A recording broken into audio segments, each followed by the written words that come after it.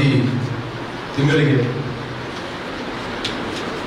SC/ST ಮುಖಂಡರ ಸಭೆಯನ್ನು ಹಾಗೂ ಅಹವಾಲುಗಳನ್ನು ಇಂದು ನಾವು ಈ ತಾಲೂಕು ಪಂಚಾಯತ್ ಸಭೆಗಳಲ್ಲಿ ಏರ್ಪಡಿಸಿದ್ದೇವೆ. ಇದಕ್ಕೆ ಬಂದಂಥ ತಮ್ಮೆಲ್ಲರಿಗೂ ನನ್ನ ಹಾಗೂ ನಮ್ಮ ಮನೆಯ DSP ಸಾಹೇಬ್ ಅರುಣ್ ನಾಗೇಗೌಡ ಹಾಗೂ ನಮ್ಮ ದಕ್ಷಿಣ ಕನ್ನಡ ಜಿಲ್ಲಾ ಪೊಲೀಸ್ ವತಿಯಿಂದ ನಿಮಗೆ ಹೃತ್ಪೂರ್ವಕವಾದ ಸ್ವಾಗತವನ್ನು ಬಯಸಿದ್ದೇವೆ. ಅದೇ ರೀತಿ ನಾವು ಈಗಾಗಲೇ ತಮ್ಮ ಕಳೆದ ಮೀಟಿಂಗ್ನಲ್ಲಿ ತಾವು ನೀಡಿದ ಸಲಹೆ ಹಾಗೂ ತಮ್ಮ ಯಾವ ತೊಂದರೆ ಇದರ ಬಗ್ಗೆ ನಾವು ಪ್ರೊಸೀಡಿಂಗ್ಸ್ ಸಹ ಕೊಟ್ಟಿದ್ದೇವೆ. ಅದನ್ನು ನಾವೀಗ ಓದಿ ಹೇಳ್ತೇವೆ.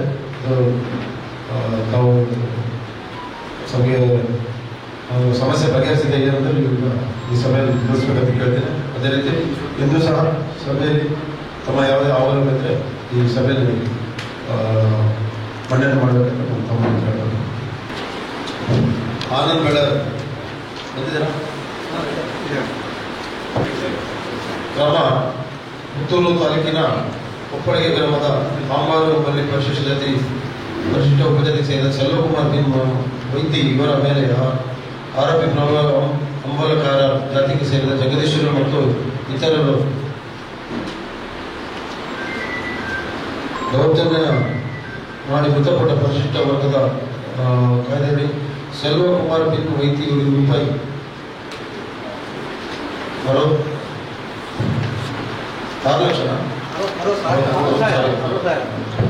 60,000 ಚೆಕ್ಗಳನ್ನು 37/16 ಪರಿಹಾರಧನ ಮಂಜೂರು ಮಾಡಿದ್ದು ಚೆಕ್ಗಳನ್ನು ಉಪನಿರ್ದೇಶಕರು ಸಮಾಜ ಕಲ್ಯಾಣ ದಕ್ಷಿಣ ಕನ್ನಡ ಪುತ್ತೂರು ತಹಶೀಲ್ದಾರ್ ನೀಡಿದ್ದು ಸದರಿ ಮೊತ್ತವನ್ನು ಸದಸ್ಯರಿಗೆ ನೀಡಿದ ಬಗ್ಗೆ ತಹಶೀಲ್ದಾರ್ ಪುತ್ತೂರಿಗೆ ಕಚೇರಿ ಪತ್ರ ದಿನಾಂಕ 19ರಲ್ಲಿ ದಾಖಲೆ ನೀಡಿದ ಪತ್ರ ಬರೆದಿದೆ. ಅದೇ ರೀತಿ ಬಾಬು ಎನ್ ಸೋನೂರು ದಲಿತ ಮುಖಂಡರು ಇದೆಯಲ್ಲ ಸೋಷಿಯಲ್ ಬಂದಿಲ್ಲ ಅವರು ನಾನು ಮಾತಾಡಿದ್ರು ಕೂಡ ನಮ್ಮ ಮೀಟಿಂಗ್ ಮಾಡಿ ಬಂದಿದ್ದ ತಕ್ಷಣ ಅವ್ರು ಲೆಟರ್ ಮಾಡಿದ್ದಾರೆ ತಹಸೀಲ್ದಾರ್. ಅದು ಇನ್ನೂ ರಿಪೋರ್ಟ್ ಕೊಟ್ಟಿಲ್ಲ ತಹಸೀಲ್ದಾರ್. ಇವತ್ತಿನ ಸಭೆಯಲ್ಲಿ ತಮ್ಮ ಕುಟುಂಬಗಳಿದೆ. ಇವತ್ತು ಟೈಮಿಂಗ್ ಸ್ವಲ್ಪ ಇದು ಮಾಡಬೇಕು ಸರ್.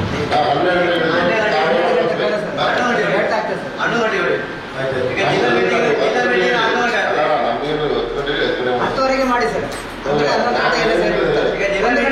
ಬೇರೆ ಕಡೆ ಬರ್ಬೇಕಾಗತ್ತಲ್ಲ. ಅದನ್ನ ನೋಡಿ ಇವತ್ತು 12 ಗಂಟೆಗೆ ಇಟ್ಟು ಉದ್ದೇಶ ಇವತ್ತು RSS 2 ಕಡೆ ಪಥ ಸಜ್ಜನ ಇತ್ತು, ಒಂದು ಬಸ್ಗಳಿತ್ತು. ನಮ್ಮ ಸುಳ್ಯ ಕೊಟ್ಟರು ಇನ್ನೂ ಒಂದು ಬಸ್ ಬಂದಿಲ್ಲ. ಅದೇ ರೀತಿ ಮುಪ್ಪಿ ನಡೆಯಿತು. ಒಂದು ಬಸ್ ಟೈಮ್ ಸಜೆಸ್ಟ್ ಕೊಟ್ಟು ಮಾಡಬೇಕು. ಇವತ್ತು ಹೇಳಿದಲ್ಲ ಕೆಲವೊಂದು ಕಾರಣಗಳಿಂದ ಇವತ್ತು ಏನಾಯ್ತು, RSS ಪಥ ಸಜ್ಜನ ಆಯ್ತು ಸುಳ್ಯದಲ್ಲಿ 9 ಕಾಲಿಂದ ನಾವು ಅಲ್ಲಿ ಬಂದೋಬಸ್ತು ಅಟೆಂಡ್ ಮಾಡಿಸಿ ನಮ್ಮ BC ಇರುತ್ತೆ ಅದು ಮುಗಿಸ್ಕೊಳ್ಳೋಕೆ ಆಯ್ತು 11 ಗಂಟೆಗೆ ಮಾಡ್ತೀವಿ. 10ವರೆಗೆ ಕೂಡ ನೋಟಿಸ್ 11 ಗಂಟೆ ಸ್ಟಾರ್ಟ್ ಆಗುತ್ತೆ.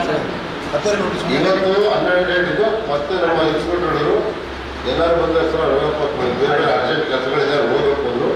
ನಿಮ್ಮ ಕೆಲಸದ ನಿಮಿತ್ತ ಇರೋದಕ್ಕೆ ನಾನು ಬೇರೆ ಸ್ಟಾರ್ಟ್ ಮಾಡಿದೆ. ಆಯ್ತು ಹೇಳಿ, ಯಾರು ಇವರು ಇದ್ರೆ ಅದರ ಆಹ್ವಾನಗಳಿದ್ರೆ ಹೇಳಿ ಮುಕ್ತವಾಗಿ ಚರ್ಚೆ. ಪ್ರತಿ ದಂಪತಿಗಳವರು ನಮ್ಮ SC/ST ಒಂದು 20 ಗ್ರೂಪ್ ಮಾಡಿ ಕೆನರಾ ಬ್ಯಾಂಕಿಂದ 25 ಸಾವಿರ ನೋಟ್ ಇತ್ತು ಪರಾರಿಯಾಗಿದ್ದಾರೆ. ಈಗ ಬ್ಯಾಂಕ್ನವರು ಜಪ್ತಿಗೆ ನಮ್ಮ SR ಜಪ್ತಿಗೆ ಬರ್ತಾ ಇದ್ದಾರೆ. ಆ ಎಕ್ಸ್ ಎಲ್ಲಿದ್ದಾರೆ ಗೊತ್ತಿಲ್ಲ. ಹೊಸಪೇಟೆಯಲ್ಲಿ ಬಾಡಿ ಮನೆಯಲ್ಲಿದ್ದು ಈಗ ತುಂಬ ಜನರಿಗೆ ತೊಂದರೆ ಆಗಿದೆ. 12 ಜನರಿಗೆ ತೊಂದರೆ ಆಗಿದೆ. ಸ್ಟೇಷನ್ಗೆ ಕಂಪ್ಲೇಂಟ್ ಮಾಡಲಿಕ್ಕೆ ಹೋಗಲಿಲ್ಲ. ಒಂದು ವಿಚಾರದಲ್ಲಿ ನಾವು ಸ್ಟೇಷನ್ ಕಂಪ್ಲೇಂಟ್ ಪೊಲೀಸರು ಹೇಳಿದಾಗ ನಾವು ಏನು ಮಾಡೋಕ್ಕಾಗಲ್ಲ. ನೀವು ನಿಮ್ಮ ದಾಖಲಾತಿ ನೀವೇ ಕಂಪ್ಲೇಂಟ್ ಕೊಡ್ಬೇಕು. ಕಂಪ್ಲೇಂಟ್ ಕೊಡೋದು ನಾವು ಏನು ಮಾಡೋಕ್ಕಾಗಲ್ಲ. ನೀವು ರೈಟಿಂಗ್ ಕಂಪ್ಲೇಂಟ್ ಕೊಡಿ ಕಂಪ್ಲೇಂಟ್ ಕೊಡಿ.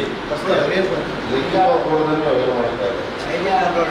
ನೋಡಿ ತುಂಬ ತೊಂದರೆ ಆಗಿದೆ ಸರ್. ಈಗ ಮನೆಗೆ ಬೇಟೆದಾರ ಬಂದು ಮನೆ ಜಪ್ತಿ ಮಾಡ್ತಾನೆ, ನಾನು ಕಟ್ಬೇಕು, ಅದನ್ನು ಪೊಲೀಸ್ ಕೋರ್ಟ್ ಕೇಸ್ ಮಾಡ್ತಾರೆ. ಇದು ಯಾರು ಮಾಡಿದ್ದಾರೆ ಅಂತ ಗೊತ್ತಾಗುತ್ತೆ. ನೀವು ರೇಟಿಂಗ್ ಅದು ವಿಚಾರ ಮಾಡಿ. ಈಗ ಬ್ಯಾಂಕಲ್ಲಿ ಸುಮ್ಮನೆ ಸಾಲ ಕೊಡೋಲ್ಲ, ಎಲ್ಲ ದಾಖಲಾತಿನ ಪರಿಶೀಲಿಸೇ ಕೊಡೋದು. ಮತ್ತೆ ಆ ಕಂಡೀಷನ್ಸ್ ನೀವು ಒಪ್ಪೇ ತಗೊಳ್ಳೋದು. ನೀವು ಮಾಡಿ ನಾನು ಇನ್ನೊಬ್ಬರ ಯೋಚನೆ ಮಾಡಿ. ಈಗ ಯೋಚನೆ ಮಾಡಿ. ಯಾವ ಬ್ಯಾಂಕ್ ಕೆನರಾ ಹೌದು ನ್ಯಾಷನಲ್ ಬ್ಯಾಂಕ್ ಸಾಧ್ಯ ಇಲ್ಲ. ವಿಚಾರ ಮಾಡಿ. ಎಲ್ಲ ಕಂಡೀಷನ್ ನ್ಯಾಷನಲ್ ಬ್ಯಾಂಕ್ ಮೇಲೆ ನನಗೆ 10 ಸಾವಿರ ಕೊಡೋದ್ರೆ ಪೂರ್ತಿ ಒಂದು 55 ಆಗ್ತದೆ. ಆಯ್ತಾ? ಪೊಲೀಸರು ಗ್ಯಾರಂಟಿ ಮೀಟರ್ ಬಡ್ಡಿ ಚಕ್ರ ಬಡ್ಡಿ ಕೊಡೋಲ್ಲ. ನ್ಯಾಷನಲ್ ಬ್ಯಾಂಕ್ ಒಂದು ನಾನೇ ಪೊಲೀಸ್ ಆಫೀಸರಾಗಿ ಈಗ ಮಹಿಳೆ ನಮಗೆ ಅನ್ಯಾಯ ಆಗಿದೆ ಸರ್. ನಾವು ಈಗ ಹೇಳ್ತಾ ಇರೋದು ಖದೀಜಾ ಮಧ್ಯಳು ಮುಸ್ಲಿಂ ಮಹಿಳೆ ಅಂದ್ರೆ ನಮಗೆ ಅನ್ಯಾಯ ಆಗಿದೆ. ನಮ್ಮ ಹೆಸರು ಮಹಿಳೆ ಸರ್ ನೋಡಿ ಸರ್, ವಾಸ್ತವ ಅರ್ಥ ಇದೆ ಮಾತಾಡ ನಾನೇ ಮಾತಾಡ. ಒಂದು ರಾಷ್ಟ್ರೀಕೃತ ಬ್ಯಾಂಕಲ್ಲಿ ಅದು ಯಾವ ಥರ ಸಾಧ್ಯ ಅದು ಹೇಳಿದ್ವಿ. ಹೇಳಿದ್ರೆ ನಾವು ಎಂಕ್ವೈರಿ ಮಾಡೋದು ಬ್ಯಾಂಕಲ್ಲಿ ಯಾವ ಥರ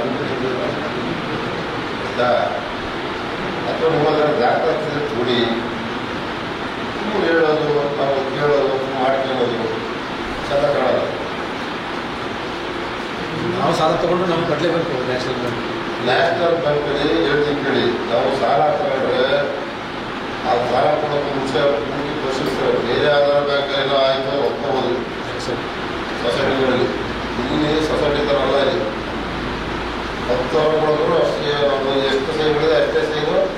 ಮತ್ತೆ ಆ ಕಂಡೀಷನ್ ಟೈಮಲ್ಲಿ ಕೊಟ್ಟಿಲ್ಲ ಅಂದರೆ ನಿಮ್ದಲ್ಲ ನಂದಲ್ಲ ಯಾರ್ದಾರ ಮುಡುಗಾಗುತ್ತೆ. ಕರೆಕ್ಟಾಗಿ ಆ ಟೈಮ್ ದಿನ ಸಾವಿರ ಟೈಮ್ ಅವರು 3ನೇ ತಾರೀಕು ಇನ್ಸ್ಟಾಲ್ಮೆಂಟ್ ಕಟ್ ಆಗುತ್ತೆ ಅಂದರೆ 3ನೇ ತಾರೀಕು ಆದರೆ 12 ಕರೆಕ್ಟಾಗಿ ಕಡೆ ಇರುತ್ತೆ.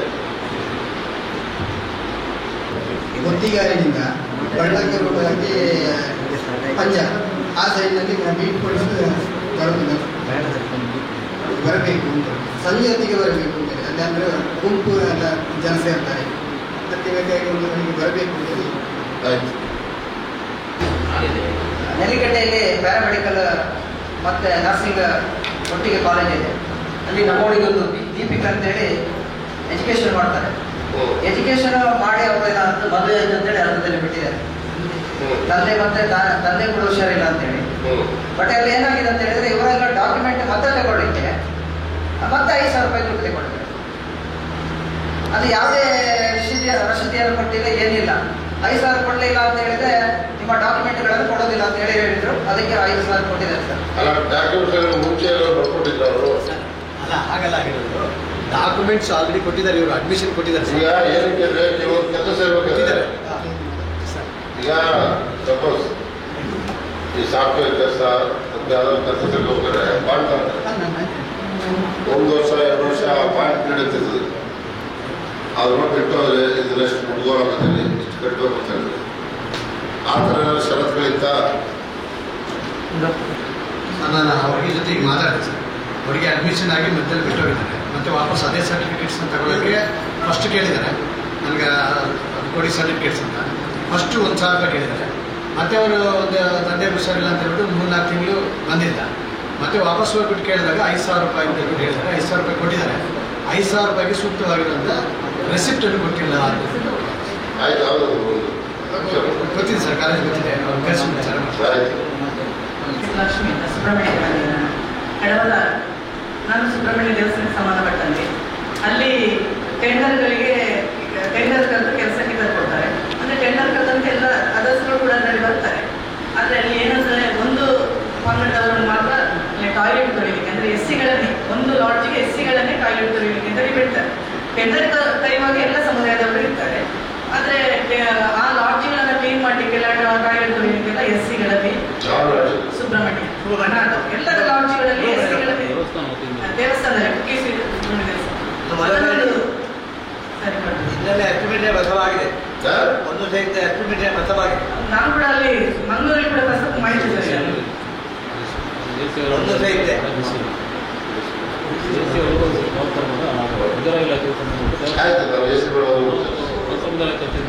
ಅಲ್ಲಿ ವಾರಕ್ಕೊಮ್ಮೆಲ್ಲ ಚೇಂಜ್ ಮಾಡ್ತಾರೆ. ಆದರೆ ಅದನ್ನು ಚೇಂಜ್ ಮಾಡ್ತಾ ಇಲ್ಲ. ವಾರಕ್ಕೊಮ್ಮೆಲೆ ಎಲ್ಲ ಸಿಬ್ಬಂದಿಗಳನ್ನು ಚೇಂಜ್ ಮಾಡ್ತಾರೆ. ಅಲ್ಲಿ ಬಾಕಿದ ಲಾಡ್ಜಸ್ SC-ಗಳನ್ನಲ್ಲಿ ಚೇಂಜ್ ಮಾಡಿದ್ರೆ, ಅಂದರೆ ಟಾಯ್ಲೆಟ್ ತೊಳಿಲಿಕ್ಕೆ ಬೇಕಲ್ಲ, ಅವರನ್ನು ಚೇಂಜ್ ಮಾಡಿದ್ರೆ ಬಾಕಿದೆಲ್ಲ ಸಿಬ್ಬಂದಿಗಳನ್ನು ವಾರಕ್ಕೊಂದ್ಸಲ ಚೇಂಜ್ ಮಾಡ್ತಾ ಇರ್ತಾರೆ. ನಿಮಗೆ ಇವರು ದೇವಸ್ಥಾನ ನೀವು ನೇಮಿಸಿದ ಯಾರು ನೇಮಿಸಿದ್ದಾರೆ? ನಿಮಗೆ ಕಾಂಟ್ರಾಕ್ಟ್ನವರು ಕಾಂಟ್ರಾಕ್ಟ್ ಪ್ರೈವೇಟ್ ಅದು ಪ್ರೈವೇಟ್ ಅಂದರೆ ಅವ್ರು ಇದು ಮಾಡ್ತಾರೆ ಇವ್ರನ್ನವರು ಹರಾಜು ಮಾಡ್ತಾರೆ ಅದನ್ನು ತಗೊಂಡಿಲ್ಲ ಅವರು ಕಾಂಟ್ರಾಕ್ಟ್ ಸರ್ಕಾರ ಆಯ್ತು ಅವರು ಕಾಂಟ್ರಾಕ್ಟ್ ಸಿಬ್ಬಂದಿಗಳು 8th 9th ಎಲ್ಲ ಇರುವವರೆಲ್ಲ MS ಸೆಕ್ಷನ್ ಅಲ್ಲಿ ಬಾಕಿ ಇದರಲ್ಲಿ ಇರ್ತಾರೆ. ಅದೇ SCಗಳು ಡಿಗ್ರಿ ಕಲ್ತವರು, ಸೆಕೆಂಡ್ PU ಹಾಗೆ ಕಲ್ತವರೆಲ್ಲ ಟಾಯ್ಲೆಟ್ ತೊಳಿತಾ ಇದ್ದಾರೆ. ಅದನ್ನೊಂದು ಎಷ್ಟೋ ನಾವು ಸಲ ಮೀಟಿಂಗ್ ಅಲ್ಲಿ ಕನ್ಸಲ್ಟ್ ಮಾಡಿರ್ತಾರೆ, ಅದನ್ನೊಂದು ಸರಿ ಮಾಡಬೇಕು. ಗಮನಕ್ಕೆ ಬಂದು ನಾನು ಮಾತಾಡ್ತೇನೆ. ನನ್ನ ಗಮನಕ್ಕೆ ಬಂದಿದೆ ಚರ್ಚೆ ಮಾಡಿ ಎಷ್ಟು ಮಟ್ಟಿಗೆ ಅಂಬೇಡ್ಕರ್ ಅಭಿವೃದ್ಧಿ ನಿಗಮದಲ್ಲಿ ಫೀಲ್ಡ್ ಆಫೀಸರ್ ಬಂದು ಫೀಲ್ಡ್ ಆಫೀಸರ್ ಇದೆ, ಇವಾಗಿಲ್ಲ. ನಿಮಗೆ ಅದನ್ನು ಸವಲತ್ತು ನಮಗೆ ಎಂತ ಮಾಡಿದ್ರೆ ಅನಿಸುತ್ತೆ. ಮೊದಲು ಬುಧವಾರ ಈಗ ಆಫೀಸಿಗೆ ಬರ್ತೇನೆ, ಈಗ ಅದು ಕೂಡ ಬರ್ತೇನೆ. ಯಾವುದೇ ನಮಗೆ ನಮ್ಮ ಫಲಾನುಭವಿಗಳಿಗೆ ಯಾವುದೇ ಸಿಗ್ತಾ ಇಲ್ಲ. ತುಂಬ ತೊಂದರೆ ಇದೆ ಸರ್ ಅಂಬೇಡ್ಕರ್ ಅಭಿವೃದ್ಧಿ ನಿಗಮದಲ್ಲಿ. ನಮಗೆ ಮಾಡ್ತಿದ್ದ ಅವರಿಗೆ ಫೋನ್ ಮಾಡಿ ಫೋನ್ ತೆಗಿತಾ ಇಲ್ಲ, ಪೊಲೀಸ್ ರೆಸ್ಪಾನ್ಸ್ ಇಲ್ಲ ಅಲ್ಲಿ.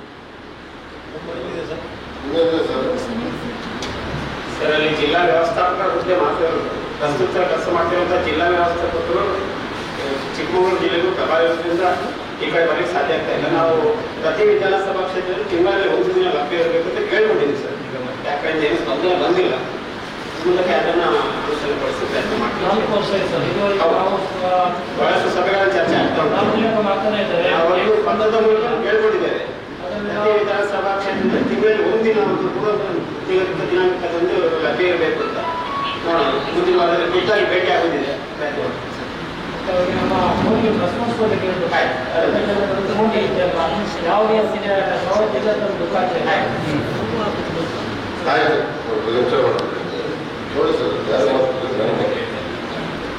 ಅಲ್ಲಿ ನಮಗೆ ಯಾವುದೇ ಸವಲತ್ತು ಈ ಸಾರಿ ಎಲ್ಲ ಕಡಿಮೆ ಆಗಿದೆ. ಕೊಟ್ಟವರಿಗೆ ಕಳೆದ ವರ್ಷ ನಾವು ಅರ್ಜಿ ಕೊಟ್ಟಿದ್ದೇವೆ, ಯಾವುದೇ ನಮಗೆ ಈಗ ಅಲ್ಲಿಂದ ಮಾಹಿತಿ ಬರಬೇಕು. ಅಭಿವೃದ್ಧಿ ನಿಗಮದ ಚರ್ಚೆ ಆಯ್ತು. ಫಲಾನುಭವಿಗಳನ್ನ ಆಯ್ಕೆ ಮಾಡುವಲ್ಲಿ ಪಾರದರ್ಶಕತೆ ಬರಬೇಕು ಅನ್ನೋದು ಕೂಡ ಸಮುದಾಯದ ಮುಖಂಡರ ಅಪೇಕ್ಷೆ ಇದೆ. ಜಿಲ್ಲಾ ವ್ಯವಸ್ಥಾಪಕರನ್ನ ಕನಿಷ್ಠ ತಿಂಗಳಲ್ಲಿ 1 ದಿನ ಪ್ರತಿಯೊಂದು ವಿಧಾನಸಭಾ ಕ್ಷೇತ್ರದಲ್ಲಿ ಇರಬೇಕು ಅಂತ ನಾವು ಈ ಹಿಂದಿನ ತಹಶೀಲ್ದಾರ್ ಅಧ್ಯಕ್ಷರಾದ ಸಭೆಗಳಲ್ಲಿ ಕೇಳ್ಕೊಂಡಿದ್ದೀವಿ. ಅದನ್ನೇ ನಾವು ಅನುಷ್ಠಾನಕ್ಕೆ ತಂದ್ರೆ ಸಾಧ್ಯತೆ ಇದೆ ಅಂತ ಕೊಡ್ತೀವಿ. 2 ವರ್ಷದ ಮುಂಚೆ ಇಲ್ಲಿಗೆ ಅಧಿಕಾರಿಗಳು ಬರ್ತಿದ್ರು. ಹೌದು, ಅವರು ವರ್ಗಾವಣೆಯಾಗಿ ಮಂಡ್ಯಕ್ಕೆ ಹೋದ ಬಳಿಕ ಹುದ್ದೆ ಖಾಲಿ ಇದೆ. ಈಗಲೇ ಎಲ್ಲರಿಗೆ ಜಿಲ್ಲಾ ವ್ಯವಸ್ಥಾಪಕರು ಒಬ್ಬರೇ ಇದ್ದಾರೆ. ಅದು ಒಬ್ಬರೇ ಇರುತ್ತೆ. ಚಿಕ್ಕವರಿಗೆ ಒಳ್ಳೆ ಚಾರ್ಜ್ ಅಂತೆ, ಇಲ್ಲಿಗೂ ಒಳ್ಳೆ ಚಾರ್ಜ್ ಅಂತೆ. ಈಗ ರಿಕ್ವೆಸ್ಟ್ ಮಾಡಿರುತ್ತೆ ಪ್ರತಿ ಒಂದು ವಿಧಾನಸಭಾ ಕ್ಷೇತ್ರದಲ್ಲೂ 1 ತಿಂಗಳು 1 ಸತಿ ಅವರು ಇದು ಎಲ್ಲರೂ ಭೇಟಿ ಮಾಡೋದು ಅಂತ ಅದು ಸಂಬಂಧಪಟ್ಟ ನಾನು ಒಂದ್ಸತಿ ಅವ್ರನ್ನ ಮಾತಾಡ್ತೀನಿ ನಾಳೆ. ಒಂದು ನಂಬರ್ ಕೊಡಿ ಸರ್. ನನ್ನ ಹೆಸರು ರಮೇಶ್ ಅಂತ ಹೇಳಿ ಭಾರತ ಗ್ರಾಮದಿಂದ ಬಂದಿದ್ದೀನಿ. ಭಾರತ ಗ್ರಾಮದಲ್ಲಿ ಒಂದು 40 ವರ್ಷಗಳ ಹಿಂದೆ ಒಂದು ಕಟ್ಟಿದಂಥ ಒಂದು ಗಿರಿಜನ ಸಮಾಜ ಮಂದಿರ ಇದೆ. ಆ ಗಿರಿಜನ ಸಮಾಜ ಮಂದಿರ ಕಟ್ಟಿದ ನಂತರನು ಇಲ್ಲಿಯವರೆಗೆ ಅದು ಸಮುದಾಯದ ಉಪಯೋಗಕ್ಕೆ ಬರಲಿಲ್ಲ. ಅದೇನು ಮಾಡಿದ್ದಾರೆ ಅಂದರೆ ಅದನ್ನು ನಕಾಶೆಯನ್ನು ಗ್ರಾಮ ಆಡಳಿತದಲ್ಲಿ ತಹಶೀಲ್ದಾರಿಗೆ ಅರ್ಜಿ ಸಲ್ಲಿಸಿ ಅದನ್ನು ತಿದ್ದುಪಡಿ ಮಾಡಿಸಿ ಬಿಲ್ಡಿಂಗ್ ಇದ್ದಲ್ಲಿ ಅದನ್ನು ತಪ್ಪಿಸಿದ್ದಾರೆ. ಅಂದರೆ ತಹಶೀಲ್ದಾರಿಗೆ ಆಡಳಿತದಲ್ಲಿ ನಿರ್ಧಾರ ಮಾಡಿ ಬಿಲ್ಡಿಂಗ್ ಇರುವಲ್ಲಿ ಅದು ಸ್ಕೆಚ್ ಆಗಬೇಕಿತ್ತು, ಅದರ ಬದಲು ಹಿಂದ್ಗಡೆ ಹಾಕ್ಬಿಟ್ಟು ಬಿಲ್ಡಿಂಗ್ ಇವಾಗಲೂ ಇದೆ, 40 ವರ್ಷದ ಬಿಲ್ಡಿಂಗ್ ಇವಾಗಲೂ ಇದೆ, ಬಟ್ ಸ್ಕೆಚನ್ನು ತಿದ್ದುಪಡಿ ಮಾಡಿಬಿಟ್ಟಿದೆ. ಸೊ ಅದು ನಮ್ಮ ಗಮನಕ್ಕೆ ಬಂದ ನಂತರ ನಾವು ಅದರ ಬಗ್ಗೆ ಸಮಾಜ ಕಲ್ಯಾಣ ಇಲಾಖೆಗೆ ನಾವು ದೂರು ಸಲ್ಲಿಸಿದ್ದೇವೆ. ಈವರೆಗೂ ಅದರ ಬಗ್ಗೆ ಯಾವುದೇ ಕ್ರಮ ತೆಗೆದುಕೊಂಡಿಲ್ಲ. ಕಂದಾಯ ಇಲಾಖೆಯಿಂದ ಕ್ರಮ ಆಗ್ತಾ ಇದೆ. ಹಾಗಾಗಿ ಬಾಕಿ ಅಲ್ಲ, ನೀವು ಕೂಡ ಬಂದಿದ್ದೀರಿ, ನಿಮಗೆ ಚೆನ್ನಾಗಿ ಬಂದಿದೆ. ಅಲ್ಲಿಂದ ಸಮಸ್ಯೆ ಆಗ್ತದೆ. ಬಿಲ್ಡಿಂಗ್ ಒಂದು ಇರೋದೊಂದು ಕಡೆ, ಸ್ಕೆಚ್ ಮಾಡೋದೊಂದು ಕಡೆ, ಅದು ಆಡಳಿತ ಮಂಡಳಿ ಉದ್ದೇಶಪೂರ್ವಕವಾಗಿ ಅದರ ಹಿಂದೆ ಹಾಕ್ಬೇಕಂತ ಉದ್ದೇಶದಿಂದ ಅವ್ರು ಮಾಡಿರೋದು ನಿಮ್ಮ ಗಮನಕ್ಕೆ ಬಂದಿದೆ. ಅವರು ಬಂದಿದ್ದಾರೆ, ನಾನು ತುಂಬಾ ಪತ್ರ ಬರ್ತಿದ್ದೇನೆ. ಆ ಪತ್ರದ ಮುಖಾಂತರ DC ಇರ್ಬೋದಾದ ಮೇಲಾಧಿಕಾರಿಗಳು ನಿಮಗೆ ಪತ್ರ ಬರ್ತಿದ್ದಾರೆ, ಅದನ್ನು ಸರಿಪಡಿಸುತ್ತೇನೆ. ಕಾನೂನಲ್ಲಿ ಯಾವುದೇ ತೊಡಕಿಲ್ಲ. ಆಡಳಿತ ಮಂಡಳಿ ಉದ್ದೇಶಪೂರ್ವಕವಾಗಿ ತಪ್ಪನ್ನು ನಿಮಗೆ ತಿದ್ದುಪಡಿ ಮಾಡಲಿಕ್ಕೆ ಎಷ್ಟು ಸಮಯ ಬೇಕಂದ್ರೆ ಇದಕ್ಕೆ ಅರ್ಥ ಇಲ್ಲ. ಇತ್ತೀಚೆಗೆ ಒಂದು 10 ದಿವಸ ಹಿಂದಿನ ಸರ್ವೆ ಮಾಡಿಕೊಡಿ, ಪಂಚಾಯತ್ನವರು ಯಾವುದೇ ಕ್ರಮ ಕೈಗೊಂಡಿಲ್ಲ. ಆದ ಕಾರಣ ನಾಳೆ ಒಂದು ಅರ್ಜಿ ಬರ್ತೀನಿ, ನಾವೇ ಒಂದು ಅರ್ಜಿ ಬರ್ತೀವಿ, ಅದಕ್ಕೆ ತಹಶೀಲ್ದಾರರಿಂದ ನಕಾಶೆಯನ್ನು ಸರಿಪಡಿಸಿಕೊಡಿ ಅಂತ ಹೇಳ್ಬಿಟ್ಟು. ಅವಾಗ ಗ್ರಾಮ ಆಡಳಿತ ಮಂಡಳಿ ಅದಕ್ಕೆ ವಿರುದ್ಧವಾಗಿ ನಿಂತಿದೆ. ಈಗ ಇಲ್ಲಿ ನೀವು ಕುಂದುಕೊರತೆಯನ್ನ ಸರಿಪಡಿಸಲಿಕ್ಕೆ ಹೋಗಿ ನಿಮಗೆ ಆಸಕ್ತಿ ಇರುವುದಿಲ್ಲ. ಇಲ್ಲೂ ಆಗುತ್ತೆ. ಎಷ್ಟು ವರ್ಷ ಆಯಿತು? 21 ವರ್ಷದ 2021ರಲ್ಲಿ ಕೊಟ್ಟಂತ ದೂರು ಇಲ್ಲಿಯವರೆಗೆ ನಿಮಗೆ ಸರಿಪಡಿಸಲಿಕ್ಕೆ ಆಗಲಿಲ್ಲ. ಇಲ್ಲಿಯವರೆಗೆ ಆಗಲಿಲ್ಲ. ಯಾವುದೇ ಕಾನೂನು ತೊಡಗಿಲ್ಲ. ಆಡಳಿತ ಮಂಡಳಿ ಮಾಡಿರುವಂತ ತಪ್ಪು.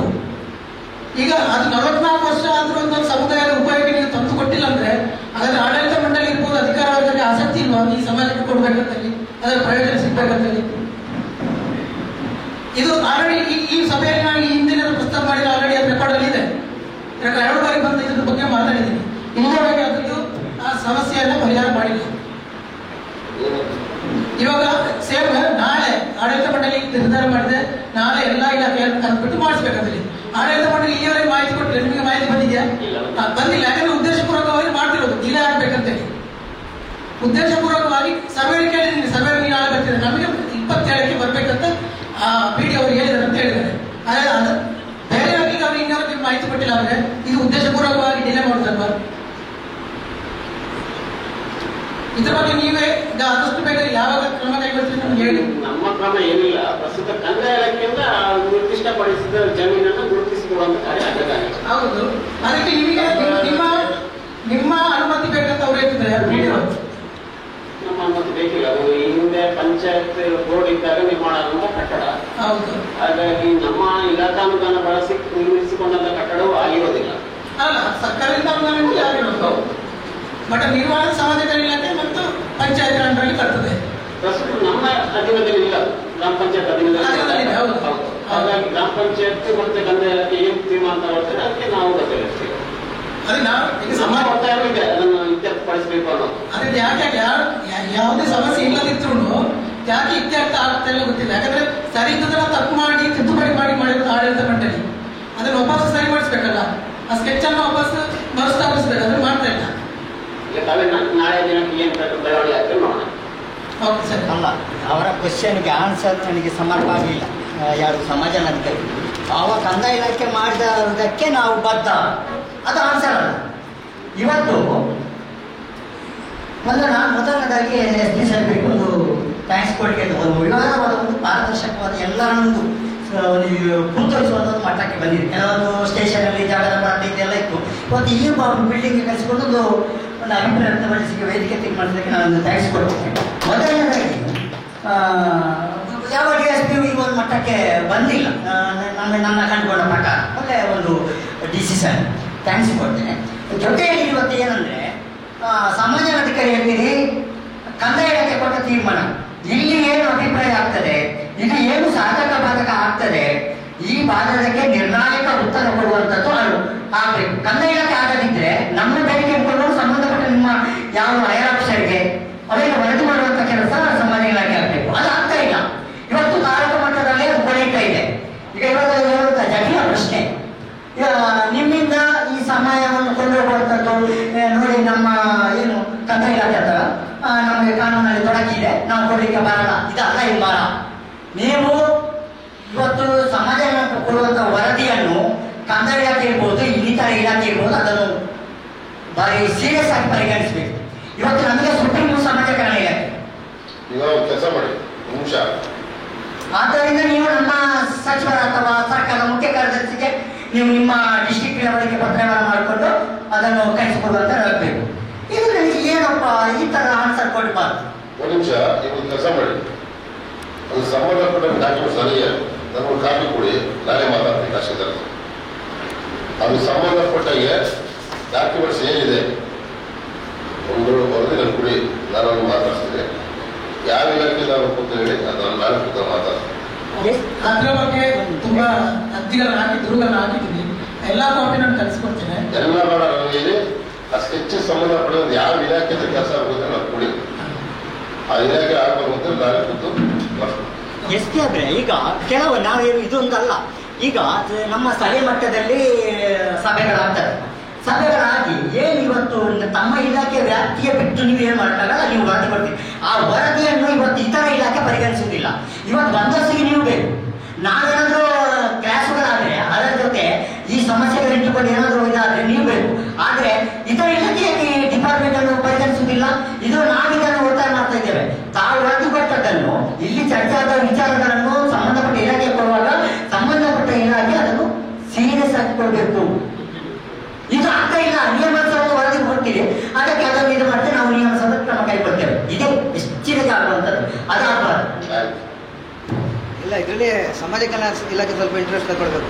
ಈಗ ಬಳ್ಳಾರಿ ಅಂಬೇಡ್ಕರ್ ಭವನ 15-20 ವರ್ಷಗಳಿಂದ ನಾನು ನಿರಂತರ ಹೋರಾಟ ಮಾಡ್ತಿದ್ದೆ ಸರ್. ಇದು ಇತ್ತೀಚೆಗೆ ಸರ್ವೆ ಕೂಡ ಮಾಡಿಸಿದ್ದೇನೆ, ಆಲ್ರೆಡಿ ಜಾಗ ಬಂದಿದೆ. ಅಂದರೆ ಸೋಷಿಯಲ್ ವೆಲ್ಫೇರನ್ನು ನಾನು ಬಿಟ್ಟಿಲ್ಲ, ಅವರನ್ನು ಫಾಲೋಅಪ್ ಮಾಡ್ತೀನಿ. ಅದಕ್ಕೆ ಈಗ ಸೋಷಿಯಲ್ ವೆಲ್ಫೇರ್ ಇದನ್ನು ಫಾಲೋಅಪ್ ಮಾಡಿದರೆ 100% ಆಗ್ತದೆ. ಯಾರು ಮಾತಾಡೋದು ಬೇಕಾಗಿಲ್ಲ. ನೀವು ಲೆಟ್ರ್ ಮಾಡಿಸ್ಬೇಕು, ಯಾಕೆ ಆಗಲಿಲ್ಲ ಅಂತ ನೀವು ಕೇಳಬೇಕು. ಯಾಕಂತ ಹೇಳಿದ್ರೆ ಅದು SST ಸಂಬಂಧಪಟ್ಟ ಸಮುದಾಯ ಭವನ ಅಂತ ಹೇಳ್ತಾ ಇದ್ದಾರೆ ಅವರು. ನೀವು ಲೆಟ್ರ್ ಮಾಡಿ ಮತ್ತೆ ಅವರು ಫಾಲೋ ಮಾಡ್ತಾರೆ. ಯಾರಿಗೆ ಮಾತಾಡೋದು ಏನಾಗ್ತಿದ್ದಾರೆ ಸಮಾಜ ಕಲ್ಯಾಣ ಇಲಾಖೆಗೆ ಅವ್ರು ನಮ್ಗೆ ಹೇಳ್ಬೇಕಂತಿಲ್ಲ, ಅವ್ರು ಹಾಗೆ ಅಲ್ಲ, ಅದಕ್ಕೆ ಅವ್ರನ್ನ ಹೇಳ್ತಾರೆ. ಈಗ ಅದು ಯಾರಿಗೆ ಸಂಬಂಧಪಟ್ಟದಲ್ವಾ ಅಂತ ನಮಗೆ ಕನ್ಫ್ಯೂಷನ್ ಆಗ್ತಾ ಉಂಟು. ನೀವು ಲೆಟರ್ ಮಾಡಿದ ಒಂದು ಕಾಪಿ ಅವ್ರಿಗೆ ಕೊಡಿ. ಮಾಡ್ತೀವಿ. ಈಗ ಇವರು ಬಂದು ಮೀಟಿಂಗ್ ಮಾಡಿದ್ರೆ ಅವ್ರು ಹೇಳ್ತಾರೆ ಇದಕ್ಕೆ ಸಮಾಜ ಕಲ್ಯಾಣ ಇಲಾಖೆ ಅಧಿಕಾರಿ ಮೇನ್ ಅವರೇ ಇವ್ರು ಹೇಳ್ತಾರೆ ಇದು PDO ಮತ್ತೆ ತಹಶೀಲ್ದಾರಿಗೆ ಇದು ಕಂದಾಯ ಇಲಾಖೆ ಸಂಬಂಧಪಟ್ಟಂತೆ. ಜಾಗ ಕಂದಾಯ ಇಲಾಖೆಗೆ ಸಂಬಂಧಪಟ್ಟ ಸಮಸ್ಯೆ ಇದ್ದಿರ್ಬೋದು, ಬಟ್ ಅದಕ್ಕೆ ಬೇಸಿಂದ ಸರಿಪಡಿಸಿ ಹೋಗ್ಬೇಕಂತ ಪಂಚಾಯತ್ ಆಡಳಿತ ಮಂಡಳಿ ಮತ್ತು ಸಮಾಜ ಕಲ್ಯಾಣ ಇಲಾಖೆ ಅದಕ್ಕೆ ಇನ್ವಾಲ್ವ್ ಆಗಲೇಬೇಕು. ಅಲ್ಲ ಸರ್, ನಾನು 4 ವರ್ಷ ನಮ್ದು 4 ವರ್ಷ ಏನು ಸಮಸ್ಯೆ ಇಲ್ಲದ್ರೆ ನಾನು ನಿಮಗೆ ಸಮಸ್ಯೆ ಪರಿಹಾರ ಮಾಡ್ಲಿಕ್ಕೆ ಆಗುದಿಲ್ಲ ಅಂದ್ರೆ ಇನ್ನು ಜಟಿಲವಾದ ಸಮಸ್ಯೆ ಪರಿಹಾರ ಮಾಡ್ಲಿಕ್ಕೆ ಸಾಧ್ಯ ಉಂಟಾ? ಬಿಲ್ಡಿಂಗ್ 45 ವರ್ಷ ಒಂದು ದಿವಸ ಮೀಟಿಂಗ್ ಮಾಡ್ಲಿಕ್ಕೆ ಕೊಟ್ಟಿಲ್ಲ ಆ ಬಿಲ್ಡಿಂಗ್ ಅನ್ನ. ಕಂದಾಯ ಇಲಾಖೆಯವರು BA ಆಫೀಸರ್ ಕೂತ್ಕೊಂಡಿದ್ದಾರೆ. ಹಾಗಾದ್ರೆ ಯಾರಿಗೆ ಪ್ರಯೋಜನಕ್ಕಾಗಿ ಮಾಡಿದ್ದು? ಯಾರ್ಯಾರು ಪ್ರಯೋಜನ ಇದೆಯಾ? ಇಷ್ಟು ವರ್ಷ ಆಗಿ ಒಂದು ದಿವಸ ಆ ಸಮಾಜದವರು ಅಲ್ಲಿ ಕೂತು ಮೀಟಿಂಗ್ ಮಾಡಿಲ್ಲ. ಇವಾಗ ಬಿದ್ದು ಹೋಗ್ತದೆ ಹೇಳುವಾಗ ಅಲ್ಲಿಂದ ಬೇರೆ ಕಡೆ ಶಿಫ್ಟ್ ಮಾಡಿದ್ದಾರೆ. ಈಗ ಅದನ್ನು ಪಂಚಾಯತ್ನವರು ಬಿಲ್ಡಿಂಗ್ ಕಟ್ಟಿದ್ದಾರೆ, ಸ್ಟೆಪ್ ಕಂಪೌಂಡ್ ಕಟ್ಟದಾಗೆ ಅವರು ಈಗಿನ ಪಂಚಾಯತ್ ಅಧ್ಯಕ್ಷರು ಯಾರು ಮೈಮುನತ್ತು ಮೆಹರಾನ್ ಹೆಸರಿದೆ ಅವ್ರದ್ದು, ಅವರು ಸ್ಟೆಪ್ ಅನ್ನು ಅಗಲ ಮಾಡಿಬಿಟ್ಟು ಕಂಪೌಂಡ್ ಕಟ್ಟದಾಗಿ ತೊಂದರೆ ಮಾಡಿದ್ದಾರೆ.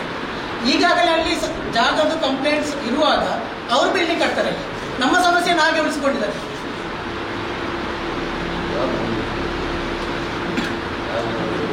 ಅಲ್ಲ, ನೀವು ಬಂದು ನೋಡಬೇಕು. ಮಾಡಿ ಕಂಪೌಂಡ್ ಕಟ್ಟದಾಗಿ ಮಾಡಿದ್ದಾರೆ. ಇದು ಆಡಳಿತ ಮಂಡಳಿ ನಿರ್ಧಾರ ಮಾಡಿದಲ್ಲ. ಆ ನಂತರ ಅಧ್ಯಕ್ಷರೇ ಈ ಸ್ಟೆಪ್ ಅಗಲ ಮಾಡಿ ಅಂತೇಳಿ ವೈಯಕ್ತಿಕವಾಗಿ ಯಾರಿಗೆ ಕಾಮಗಾರಿ ಮಾಡುವವರಿಗೆ ಹೇಳಿರೋದು. ಅಂತ 1 ಫೀಟ್ ಅಗಲ ಮಾಡಿಬಿಟ್ಟು ಕಂಪೌಂಡ್ ಕಟ್ಟದಾಗಿ ಮತ್ತು ಬಸ್ ಜಟಿಲ ಮಾಡಿರೋದು. ಯಾಕಂದ್ರೆ ಮತ್ತೆ ನಾವು ವಾದ ಮಾಡ್ಬೋದಲ್ಲ, ಇದು ಆಲ್ರೆಡಿ ಕಟ್ಟಿ ಆಗಿದೆ, ಸರ್ಕಾರದ ಸುತ್ತ ಅಂತ ಹೇಳ್ಬಿಟ್ಟು ಇದು ಉದ್ದೇಶಪೂರ್ವಕ ಅಂತೇಳಿ ಅನಿಸುದಿಲ್ಲ ನಿಮಗೆ? ಈಗ ಅವರಿಗೆ ಸಮಸ್ಯೆ ಪರಿಹಾರ ಮಾಡಬೇಕಂದ್ರೆ ಅದನ್ನ ಸ್ಟೆಪ್ ಅನ್ನು ಅಗಲ ಮಾಡಬೇಕಂತ ಅಗತ್ಯ ಇರಲಿಲ್ಲ. ಸರ್ವೇರ್ 2 ಸರಿ ಬಂದರು, ಸರ್ವೇರ್ ನೋಟಿಸ್ ಸರ್ವ್ ಮಾಡಿಲ್ಲ. ನಾವು ಹೇಳಿದ್ವಿ ಫಸ್ಟ್ ಟೈಮ್ ಸರ್ವೇರ್ಗೆ ಹೇಳಿದಾಗ ನೀವು ಸರಿ ನೋಟಿಸ್ ಮಾಡಿದ್ರೆ ಬರಬೇಡಿ ಸಮಸ್ಯೆ ಇದೆ ಅಂತೇಳಿ.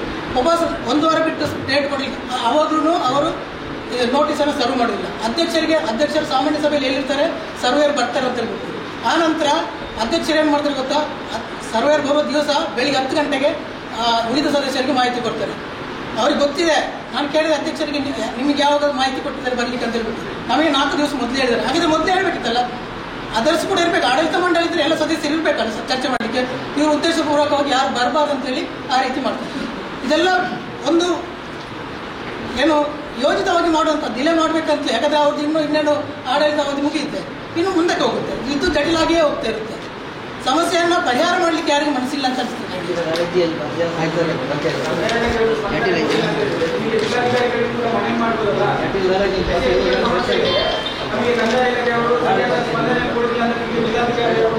ಈ ಸಭೆಯ ಮೂಲಕ ಅಗ್ರಹಿಸ್ತಾ ಇದ್ದಾರೆ. DYSP ಅವರು ಕೂಡ ಗಮನ ತರ್ತಾ ಇದ್ದಾರೆ. ಅಲ್ಲ ಸರ್, ಈಗ ಅದು ಆಲ್ರೆಡಿ ಇದೇ ಸಭೆಯಲ್ಲಿ ಪ್ರಸ್ತಾಪ ಆಗಿದೆ. ಇಲ್ಲಿಯವರು ಕೂಡ ಇದ್ದಾರೆ. ಕಂಪ್ಲೀಟ್ ಮಾಹಿತಿ ಅವ್ರಿಗೆ ಗೊತ್ತಿದೆ, ಅವ್ರು ಸಭೆಗೂ ಬಂದಿದೆ. ಇದು ಸಮಸ್ಯೆಯಲ್ಲಿಂದ ಅವ್ರು ಕ್ಲಿಯರ್ ಗೊತ್ತಿದೆ. ಇನ್ನು ನಾವು ಆಲ್ರೆಡಿ ಕಂದಾಯ ಇಲಾಖೆ ತಹಶೀಲ್ದಾರಿಗೆ ಅರ್ಜಿ ಬರ್ತಿದ್ದೇವೆ, ಆಕರ್ಷಣೆ ಸರಿಪಡಿಸಿಕೊಡಿ ಅಂತ ಹೇಳ್ಬಿಟ್ಟು. ಮೂವ್ಮೆಂಟ್ ಏನಾಗ್ತಾ ಇಲ್ಲ, ಪ್ರೊಸೆಸಿಂಗ್ ಏನಾಗ್ತಾ ಇಲ್ಲ.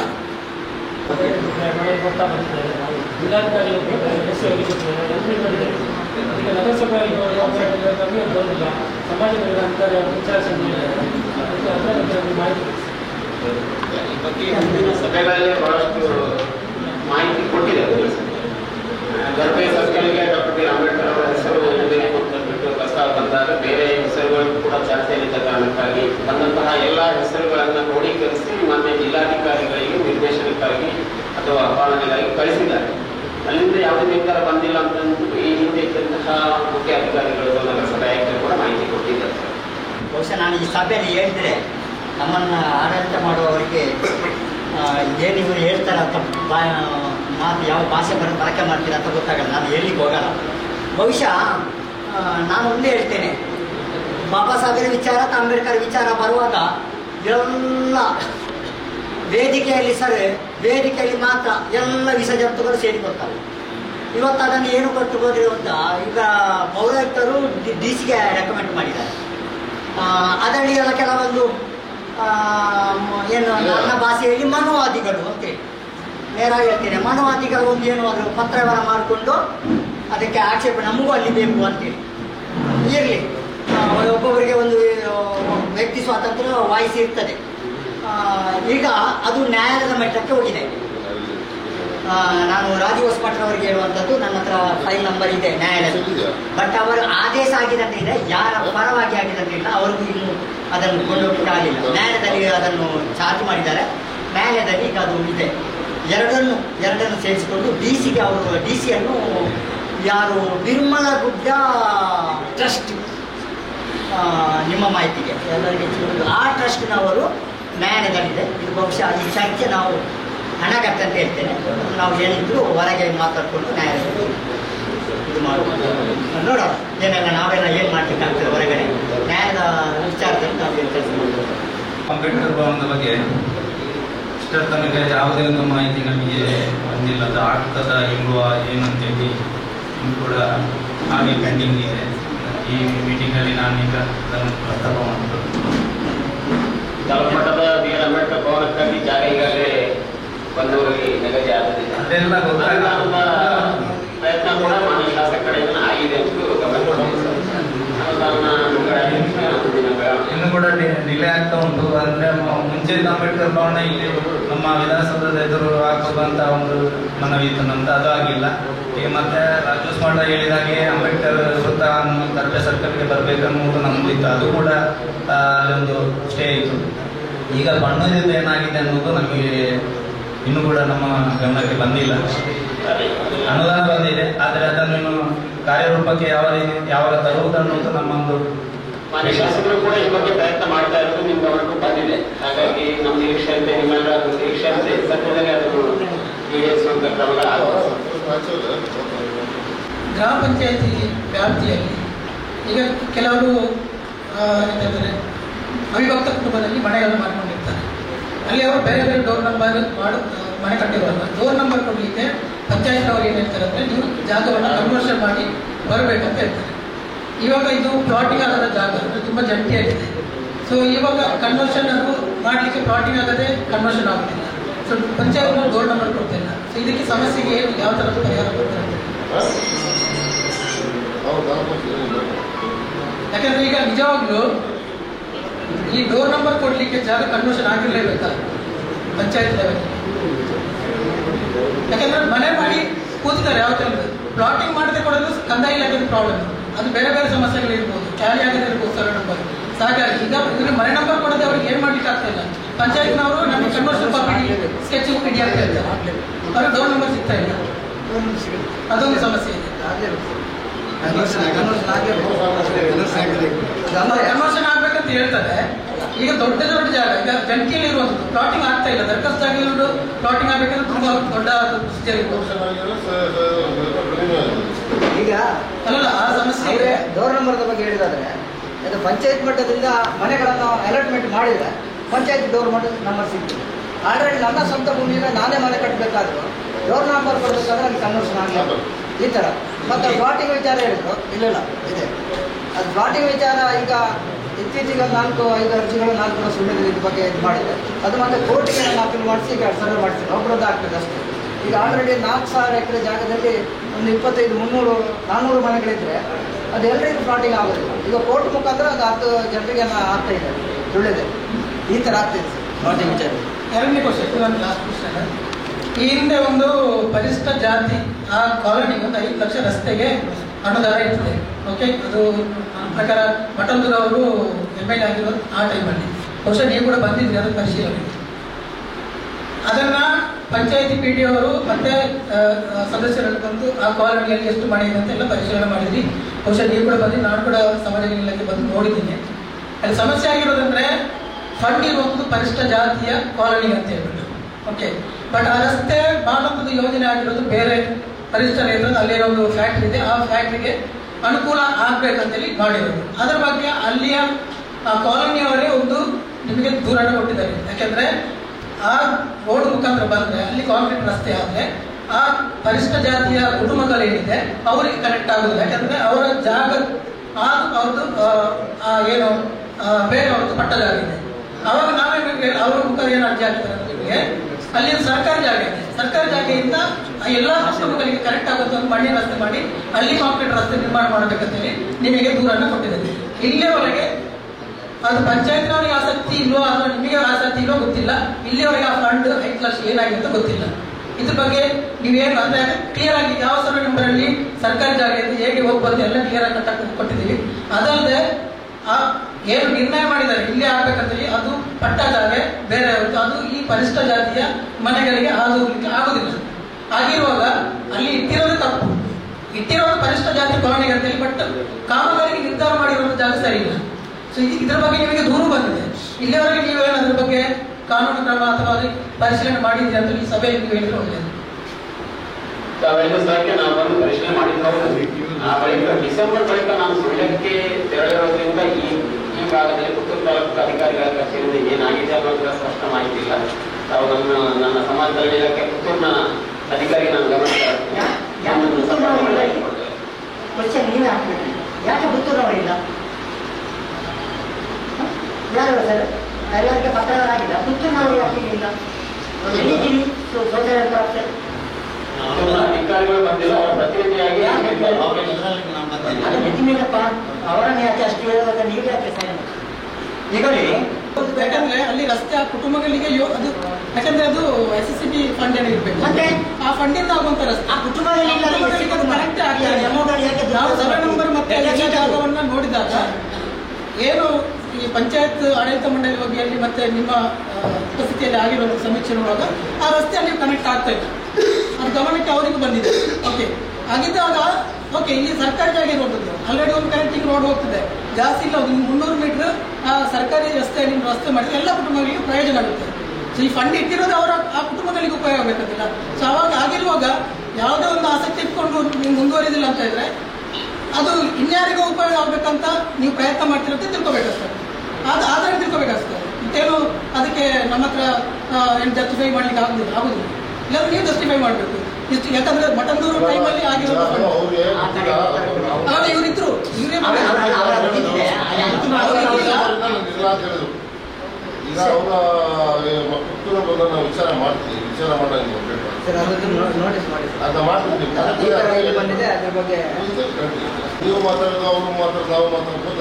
ಈಗ ಅವ್ರು ಹೇಳಿದ್ರು ಒಂದೇ ಡಿಸೆಂಬರ್ ಇಲ್ಲ ಅಂತ ಸರ್, ಒಂದು ಸಾರ್ವಜನಿಕವಾಗಿ ಒಂದು ರಸ್ತೆ ಬಗ್ಗೆ ಬಂದಾಗ ನಾನು ಅದನ್ನು ಹೇಳೋದು, ನಮ್ಮ ತ್ಯಾಗರಾಜ ರಸ್ತೆ ಅಂದರೆ ತ್ಯಾಗರಾಜದಿಂದ ಕೆದಮಡಿ ಗ್ರಾಮ ಪಂಚಾಯತ್ ಬರ್ತದೆ.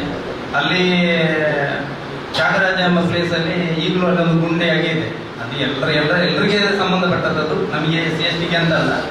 ಆದ್ರೆ ಎಲ್ಲರೂ ನೋಡ್ತಾರೆ, ಹೋಗ್ತಾರೆ, ಅಲ್ಲೇ ಹೋಗ್ತಾರೆ, ಬರ್ತಾರೆ. ಆದ್ರೆ ನಾವು ನಿತ್ಯ ಓಡಾಡೋದು ನಮಗೆ ಗೊತ್ತಿರ್ತದೆ, ಒಂದು ಹೊಂಡ ಅನ್ನೋದು ನಮಗೆ ಗೊತ್ತಿರ್ತದೆ, ನಿಧಾನವಾಗಿ ಹೋಗ್ತೀವಿ. ಅಪರೂಪಕ್ಕೆ ಒಬ್ಬ ಬರ್ತಾನೆ, ಅವನು ಬಂದು ಬೀಳುವುದು ಅಥವಾ ಬಿದ್ದು ಏನಾದ್ರೂ ಆಗುದು ಈ ರೀತಿ ಎಲ್ಲ ಆಗ್ತದೆ. ಅದು ದಿನೊಬ್ಬರಿಗೆ ಅಲ್ಲಿ ಒಂದು ಗುಂಡಿ ಇದೆ ಅನ್ನೋದು ಗೊತ್ತು. ಇಷ್ಟರ ತನಕ ಅದನ್ನು ಮುಚ್ಚಲೇ ಇಲ್ಲ. ಅವತ್ತೊಬ್ಬ ಬಿದ್ದು ಸತ್ತು ಹೋಗಿದ್ದಂತೆ ತೀರಿ ಹೋಗಿದೆ. ನಮ್ಮೂರಿನ ಕೇಯೂರು ಗ್ರಾಮದವನೇ ಒಬ್ಬ ಅಲ್ಲಿ ಬಿದ್ದು ಡೆತ್ ಆಗಿದೆ. ನಮ್ದು ಕೇಯೂರು, ಆದ್ರೆ ಅದು ಕೆದಂಬಾಡಿ ಗ್ರಾಮಕ್ಕೆ ಬರ್ತದೆ. ಅಂದ್ರೆ ತ್ಯಾಗರಾಜ ಅಂತೇಳಿ ಅಲ್ಲಿ ಆ ಪ್ಲೇಸಿಗೆ ಹೆಸರು ತ್ಯಾಗರಾಜ ನಗರ. ಅಲ್ಲೊಂದು ತುಂಬಾ ಒಂದು 2-3 ವರ್ಷ ಆಯ್ತು ಅದು ಹಾಗೆ ಉಂಟು. ಇಷ್ಟು ಅದೊಂದು ಮಣ್ಣಾಗಿ ಕೂಡ ಅದನ್ನು ಮುಚ್ಚುವುದಿಲ್ಲ. ಅದರ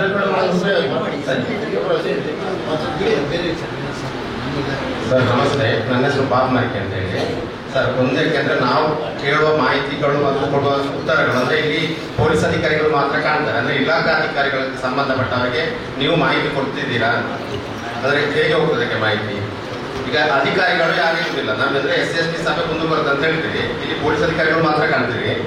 ಸಂಬಂಧಪಟ್ಟ ಇಲಾಖೆಗಳವರು ಅಲ್ಲ ನಾವು ಹೇಳುವ ಸರಿ ನಮ್ಮ ಇಲಾಖೆಗೆ ನಾವೇ ಕಷ್ಟದಲ್ಲ. ಸರಿ ಹೌದಲ್ಲ, ನಾವು ಮಾಹಿತಿಗಳನ್ನು ನಾವೇ ತಿಳಿದು ಕರ್ಸೋದು. ಇದು ಆಕ್ಚುಲಿ ನಮ್ಮ ಇಲಾಖೆ ಅಂದ್ರೆ ನಿಮ್ಗೆ ಕೇಳ್ತಾ ಇರೋದು. ಹೌದು ಸತ್ಯ ಅದು. ಅಲ್ಲ ಈಗ ನಾವೇ ಸ್ವಲ್ಪ ಎಲ್ಲರೂ ಗೊತ್ತಾಗಲಿ ಟ್ರಾನ್ಸ್ಪೋರ್ಟ್ ಇದೆ ಎಲ್ಲರೂ ಕರೆಸ್ತೀವಿ ಕರ್ಸಂತ ಅದೇ ಅಂದ್ರೆ ನಿಮ್ಮಿಂದ ಅದಕ್ಕೆ ಅವ್ರಿಗೆ ನಾವು ಕೊಡುವ ಮಾಹಿತಿ ಕೇಳುವ ನಾವು ಇಲ್ಲಿ ಆಗಂತದ್ದು ಪ್ರತಿಯೊಂದು ಪ್ರೊಸೀಜರ್ ಇರುತ್ತೆ. ಪೊಲೀಸರಿಗೆ ಸಂಬಂಧಪಟ್ಟಿದ್ದು ಕೂಡ ಬೇರೆ SC ಮಕ್ಕಳು ಕಾಲೇಜು ಹೈಸ್ಕೂಲ್ಗೆಲ್ಲ ಹೋಗ್ತಿದ್ದಾರೆ ಅಂದ್ರೆ ಸಮಾಜ ಕಲ್ಯಾಣ ಇಲಾಖೆಯಿಂದ ಈಗ ಸ್ಕಾಲರ್ಶಿಪ್ ಇರ್ಬೋದು ಅದೆಲ್ಲ ಉಂಟು. ಈಗ ನಮಗೆ ಅಂದ್ರೆ ಅದು ಶಾಲೆಗೆ ಹೋಗಿ ತಿಳಿಸುವ ಹಾಗೆ ಆಗ್ಬೇಕು. ಯಾಕಂದ್ರೆ ಅದು ಪೇಪರ್ ಇರ್ಬೋದು ಅದನ್ನೆಲ್ಲ ಯಾರು ಕೊಡುದಿಲ್ಲ ಅಂದ್ರೆ ನೋಡುದಿಲ್ಲ. ಹಾಗಾಗಿ ಅದು ಶಾಲೆಗೆ ಅಂದ್ರೆ ಆ ಕಾಲೇಜಿಗೆ ತಿಳಿಸುವ ಹಾಗೆ ಆಗ್ಬೇಕಂದ್ರೆ ಅಲ್ಲಿ SC ಮಕ್ಕಳು ಅಲ್ಲಿಂದ ಒಂದು ಸ್ಕಾಲರ್ ವಿದ್ಯಾರ್ಥಿ ಕ್ಯಾಚಿ ಕೊಡುವ ಹಾಗೆ ಅದೊಂದು ಮಾಹಿತಿಯನ್ನು ನೀವು ಹಂಚಿಕೊಡ್ಬೇಕು.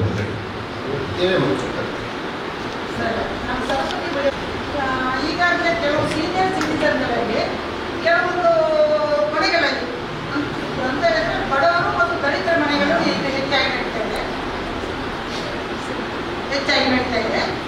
ಈ ಸೀನಿಯರ್ ಸಿಟಿಸನ್ಸ್ಗಳು ನಮ್ಮ ಸ್ಟೇಷನ್ಗೆ ಬಂದಾಗ ತಾವುಗಳು ನಮ್ಮ ಪರವಾಗಿ ನಾವು ಏನೆಲ್ಲ ರಕ್ಷಣೆಗಳನ್ನು ಕೊಡಬಹುದು ಅನ್ನೋದ್ರ ಬಗ್ಗೆ ನಮಗೆ ತುಂಬ ಮಾಹಿತಿ ಮತ್ತು ನಾವು ಎಲ್ಲಿಗೆ ಹೋಗ್ಲಿಕ್ಕೆ ತಾವು ಏನು ಸಹಾಯ ಮಾಡ್ತೀವಿ ಸರ್. ಸೀನಿಯರ್ ಸಿಟಿಸನ್ ಅಂದ್ರೆ ಹಿರಿಯ ನಾಗರಿಕರಿಗೆ ಕೆಲವೊಂದು ಕಡೆಯಲ್ಲಿ ಅನ್ಯಾಯ ಆಗ್ತಾ ಇರ್ತದೆ. ಅವರ ಫ್ಯಾಮಿಲಿಯಿಂದ, ಮಗನಿಂದ, ಸೊಸೆಯಿಂದ, ಎಲ್ಲಿಂದ ಒಂದು ಕಡೆಯಿಂದ ಅವರಿಗೆ ತುಂಬಾ ತೊಂದರೆಗಳಾಗಿ ಮನೆಯಿಂದ ಹೊರಗೆ ಬರುವಂತಹ ಪರಿಸ್ಥಿತಿಗಳು ಸೃಷ್ಟಿಯಾಗ್ತದೆ. ಆ ಪರಿಸ್ಥಿತಿಯಲ್ಲಿ ಅವರು ನೇರ ಬರುವ ಪೊಲೀಸ್ ಸ್ಟೇಷನ್ಗೆ ಬರ್ತಾರೆ. ಮತ್ತೆ ಅವರಿಗೆ ಎಲ್ಲಿ ಹೋಗ್ಬೇಕಂತ ಹೇಳಿ ಗೊತ್ತಿರೋದಿಲ್ಲ ಸರ್. ಆಗ ಅಂತ ಒಂದು ವ್ಯಕ್ತಿ ತಮ್ಮ ಸ್ಟೇಷನ್ಗಳಿಗೆ ಬಂದಾಗ ತಾವುಗಳು ಅವರಿಗೆ ಯಾವ ರೀತಿಯ ಒಂದು ರಕ್ಷಣೆ ಮತ್ತು ಸಲಹೆಗಳನ್ನು ನೀಡ್ತೀವಿ ಅನ್ನೋದ್ರ ಬಗ್ಗೆ ಸ್ವಲ್ಪ ಗೈಡ್ ನಡೆಸಬೇಕು.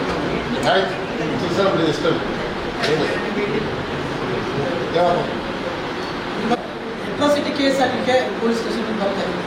ಅಂದರೆ ಕೆಲವು ಸಂಘಟನೆಗಳು ಏನು ಮಾಡ್ತವೆ, ಅವರಿಗೆ ಪ್ರೋತ್ಸಾಹ ಕೊಡ್ತಾರೆ, ಬನ್ನಿ ನೀವು ಕೇಸ್ ಹಾಕೋಣ ಅಂತ.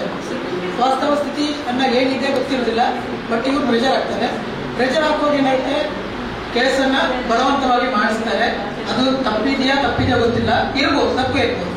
ಆ ನಂತರ ಏನಾಗುತ್ತೆ ಅಂದರೆ ಕೆಲವು ಯಾರು ಚರ್ಚಿಸಿಲ್ಲ, ನನ್ನ ಗಮನಕ್ಕೆ ಕೆಲವೊಂದು ಬಂದಿರೋದು ಏನು ಮಾಡ್ತಾರೆ ಅಂದರೆ ಈ FIR ಆದ ಕೂಡಲೇ ಏನಾಗುತ್ತೆ, ಒಂದು 25,000 ಸಮಾಜ ಕಲ್ಯಾಣ ಇಲಾಖೆಯಿಂದ ಬರ್ತದೆ ಅನಿಸುತ್ತೆ. ಅದರಲ್ಲಿ ಸರಿ ಸರ್ ಹೇಳೋದು ಅಟ್ರಾಸಿಟಿ ಅದ ಬಂದಿದೆ.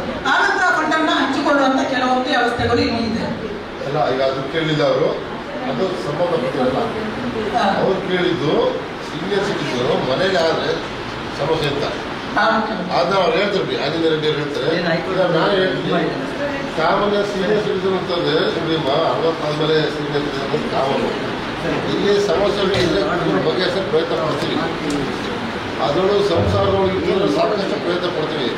ಅದಾಗದೇ ಇದ್ದಾಗ ಇದು ಒಕ್ಕಳದೇ ಇದ್ದಾಗ ಕಾನೂನು ಏನು ಕಾನೂನು ಹೇಳುತ್ತೆ ಆ ಥರ ಇದು ಎಲ್ಲರಿಗೂ ಬಂದೇ ಅದು. ಇದು ಸ್ವಲ್ಪ ನಾವು ಮಾನವೀಯತೆಯಿಂದ ಎಲ್ಲ ಅವ್ರ ಮನೆಯನ್ನೆಲ್ಲ ಕನ್ವಿನ್ಸ್ ಮಾಡ್ತೀವಿ, ಹೇಳ್ತೀವಿ. ಕೆಲವರು ಒಪ್ಕೋತಾರೆ, ಕೆಲವರು ಒಪ್ಪಲ್ಲ. ಇದು ದಿನಗಳು ಜಾಸ್ತಿ ಆಗಿರುತ್ತೆ. ಇವತ್ತು ಕೆಲವು ಕಡೆ ತಂದೆ ತಾಯಿಗೆ ಹೊಡೆದು ಮಕ್ಕಳು ಮನೇಲಿ ಆಚೆ ಮಾಡಿಸೋ ಉದಾಹರಣೆಗಳಿದೆ. ಮನೆ ತಾಯಿ ಗೊತ್ತಿದೆ, ತಾಯಿ ಚೆಕ್ಕು ಪೂಜಾರಿ ಮಾಡಿ ಬ್ಯಾಂಕ್ ದುಡ್ಡು ಉದಾಹರಣೆಗಳಿದೆ. ನಾನು ಸಾಕಷ್ಟು ಅಲ್ಲ, ಅದು ಅವ್ರು ಕೇಳಿದ ಪ್ರಶ್ನೆ ನನಗೂ ನೆನಪು ಮಾಡಿದಾಗೆ. ಯಾಕಂದ್ರೆ ನನ್ನದೇ ಸೋದರ ಮಾವ, ನನ್ನ ತಾಯಿಯ ತಮ್ಮನೇ ಇದೀಗ ಸರ್ಕಾರಿ ಆಸ್ಪತ್ರೆಯಲ್ಲಿ ಅಡ್ಮಿಟ್ ಆಗಿದ್ದಾರೆ. ಅಂದ್ರೆ ಅವರ ನಾನೇ ಸ್ವಲ್ಪ, ನನ್ನ ತಾಯಿ ಕೂಡ, ನಾವು SCಗಳು, ನನ್ನ ತಾಯಿ ಕೂಡ ಹಾಸ್ಪಿಟಲ್ ಇದ್ದಾರೆ. ಈ ಮಾವನನ್ನು ನೋಡಿಕೊಳ್ಬೇಕು, ತಾಯಿಯನ್ನು ನೋಡ್ಕೊಳ್ಬೇಕು. ಅಂದ್ರೆ ಮಗ ಇದ್ದಾನೆ, ಮಗ ಇದ್ದು ಪ್ರಿನ್ಸ್ ಮಾಡಿ ಸುಳ್ಳ್ಯದಲ್ಲಿ ಅಡ್ಮಿಟ್ ಆಗಿರುವಾಗ ಡಿಸ್ಚಾರ್ಜ್ ಆಗಿ ಮನೆಯಲ್ಲಿ ನಾವು ಕಳಿಸಿದ್ದೆವು. ಅಲ್ಲಿ ಮಲಗಿರುವಾಗ ಅಲ್ಲಿಗೆ ಹೊರಟು ವಾಪಸ್ ಹುಷಾರಿಲ್ಲದಾಗಿ ಅವರ ಹೆಂಡತಿಯ ತಮ್ಮ ಪುತ್ತೂರು ಗವರ್ಮೆಂಟ್ ಹಾಸ್ಪಿಟಲ್ ಅಡ್ಮಿಟ್ ಮಾಡಿದ್ದಾರೆ. ಅಂದ್ರೆ ಸುಳ್ಳ್ಯದವರ ಸುಳ್ಳ್ಯ ಬೆಳ್ಳಾರೆ ಪೊಲೀಸ್ ಅವರ ಹೆಸರು, ನನ್ನ ಮಾವನ ಹೆಸರು ಕಿನ್ನಿ ಅಂತ ಹೇಳಿ, ಆ ಮಗನ ಹೆಸರು ಧರ್ಮ ಅಂತ ಹೇಳಿ. ಅಂದ್ರೆ ತುಂಬಾ ಹಿಂಸೆ ಮಾಡ್ತಿದ್ದಾರೆ. ಅಂದ್ರೆ ನಮ್ಗೆ ಅದು ಕೇಸ್ ಕೊಡ್ಲಿಕ್ಕೆ ತುಂಬಾ, ಅಂದ್ರೆ ನಾವು ಇಲ್ಲಿ ನಂದೂರು ಪುತ್ತೂರು ಆರ್ಯಪುರ ಅದ್ರ ಬಗ್ಗೆ ಒಂದು ಅಲ್ಲ ಸರ್, ಹೋಗಿ ಕಂಪ್ಲೇಂಟ್ ಕೊಡಿ. ಅದ್ರ ಬಗ್ಗೆ ಕೇಳಂದ್ರೆ ನೀವೇನ್ ಮಾಡಿದ್ರೆ ಕೇಳೋದು ವಿಚಾರ ಕೇಳೋದು. ನಾವು ಚರ್ಚೆ ಮಾಡಕ್ಕೆ ಕರಿತೀವಿ. ಅಲ್ಲ, ಚರ್ಚೆ ಅಂದ್ರೆ ಹೇಳ್ತೀನಿ, ರಕ್ಷಣೆ ಇಲ್ಲ ಸರ್. ಅದನ್ನ ನೀವು ಸಂಬಂಧಪಟ್ಟ ಠಾಣೆ ಕೊಡಿ. ನೀವು ಕೊಡ್ಬೇಕಾದ್ರೆ ರಾಜಿ ಮಾಡ್ತಿದ್ರೆ ರಾಜಿ ಮಾಡಿಸೋದು ಪೊಲೀಸ್ದಲ್ಲ. ರಾಜಿ ಮಾಡಿಸೋದು ಪೊಲೀಸ್ದಲ್ಲ. ಅದು ಮಾಡಿಸಿ ಹೆಚ್ಚು ಕಮ್ಮಿ ಅಂದರೆ ನಮಗೆ ಗೊತ್ತು. ನಾವು ಒಂದು ಉದಾಹರಣೆ ಕೊಡ್ತೀವಿ. ನಾನು ಶ್ರೀರಂಗಪುರ ಡಿವೈಸ್ ಇದೆ. ತಾಯಿ ಮಗ ಜಗಳ ಮಾಡ್ತಿದ್ವಿ. ಮಗ ಚಾಕು ಹೋದ್ರೆ ತಾಯಿ ತೆರೆಗೆ ಹೋದ್ರೆ ಆ ಚಾಕು ತಾಯಿ ಬಿಡುತ್ತೆ. ಹಾಸ್ಪಿಟ್ಲ್ ಸೇರಿಸ್ತಾರೆ. ಹಾಸ್ಪಿಟ್ಲಿಂದ ಮೆಮೊ ಬರುತ್ತೆ. ನಾವು ಪೊಲೀಸರು ಸ್ಟೇಟ್ಮೆಂಟ್ ಸಬ್ಮಿಟ್ ಸ್ಟೇಟ್ಮೆಂಟ್ ಮಾಡ್ಕೊಂಡು ಹೋದವ್ರ ಅಂತಾರೆ ತಾಯಿ ಮಗ ರಾಜಿ ಆಗಿದ್ದಾರೆ, ದಯವಿಟ್ಟು ಬಿಟ್ಬಿಡಿ, ಕೇಸ್ ಮಾಡ್ಕೊಂಡ್ಬಿಡಿ. ಏನು ಹೇಳೋದು, ನಾನು ಹೇಳ್ತೀನಿ ಕೇಸ್ ಮಾಡೋದು ಒಪ್ಪಲ್ಲ ಸರ್, ರಾಜೇ ಬಿಡ್ತಾರೆ ಅಂತ ಹೇಳಿದ್ರು, ಒಳ್ಳೆ ಮುದ್ದು ಮಾದೇವ ಅಂತ. ಆಯ್ತಪ್ಪ, ಡೈರಿ ಎಂಟ್ರಿ ಹಾಕ್ಬೇಕು. ಈ ಸರ್ಕಾರಿ ಹಾಸ್ಪಿಟಲ್ ಡಿಸ್ಚಾರ್ಜ್ ಮಾಡಿ ಕಳಿಸ್ತಾರೆ. ಅವರು ಸ್ಕ್ಯಾನಿಂಗ್ ಮಾಡಿಸ್ತಾರೆ. ನೆಕ್ಸ್ಟ್ ಡೇ ಹೋದಾಗ ಅದು ಡೆಪ್ತಾಗಿ DPG ಇರ್ತದೆ, ಎಮ್ಮ ಮಾತಾಡ್ತಾ ಕೆಲಸ ಹೋಗ್ತಾರೆ. ಬಂತು, ನೀವು ಕೇಸ್ ಯಾಕೆ ಮಾಡಲಿಲ್ಲ, ನೀವು ಸೋಮೋಟಮ ಅಂತ ಸಭೆಗಳು ಸಸ್ಪೆಂಡ್ ಆ ಥರ ಉದಾಹರಣೆ. ನೀವು ದಯವಿಟ್ಟು ಬೇಗ ಕೇಸ್ ಮಾಡಿ. ಅದನ್ನು ಇಲ್ಲಿ ಚರ್ಚೆ ಮಾಡುತ್ತದಲ್ಲ, ಇಲ್ಲಿ ಚರ್ಚೆ ಮಾಡುತ್ತಲ್ಲ, ಇಲ್ಲಿ ಚರ್ಚೆ ಮಾಡೋಂಥ ವಿಚಾರ ಚರ್ಚೆ ಮಾಡಿ. ದಯವಿಟ್ಟು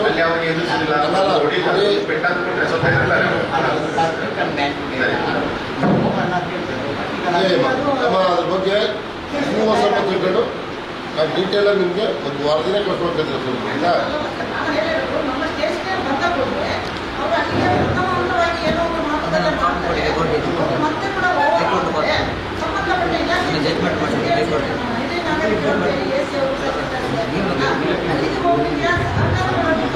ಅಲ್ಲ, ಖಂಡಿತ ಕೊಡ್ತೀವಿ. ನಿಮ್ಗೇನಾದ್ರು ಅಲ್ಲಿಗೆ ಜೊತೆಲಿ ಹೋಗಿ ನಾವು ಪೊಲೀಸ್ ಸಿಬ್ಬಂದಿ ಪೊಲೀಸ್ ಸಿಬ್ಬಂದಿ ಕಳ್ಸ್ಕೊಡ್ತೀವಿ. ಈಗ ಹೊಸದಾಗಿ ಹೈಕೋರ್ಟ್ ಗೈಡ್ಲೈನ್ಸ್ ಬಂದಿದೆ. ಅವರ ಅಸೆಟ್ಸ್ ಎಲ್ಲ ಜಪ್ತಿ ಮಾಡ್ತಾರೆ ಈಗ ಸಂಬಳ ಕೂಡ ಜಪ್ತಿ ಇದು ಮಾಡ್ತಾರೆ. ಎಲ್ಲ ಪೇಪರ್ಗೆ ಬಂದಿದೆ ಚರ್ಚೆ ಮಾಡಿ ಮಾತಾಡೋಣ. ಸುಮ್ಮನೆ ಇನ್ನೇ ಚರ್ಚೆ ಮಾಡಿ ಅದನ್ನು ನೋಡ್ಬೇಕು. ಎಲ್ಲ ಕಡೆಗೆ ಅದೊಂದು ಮಾಹಿತಿ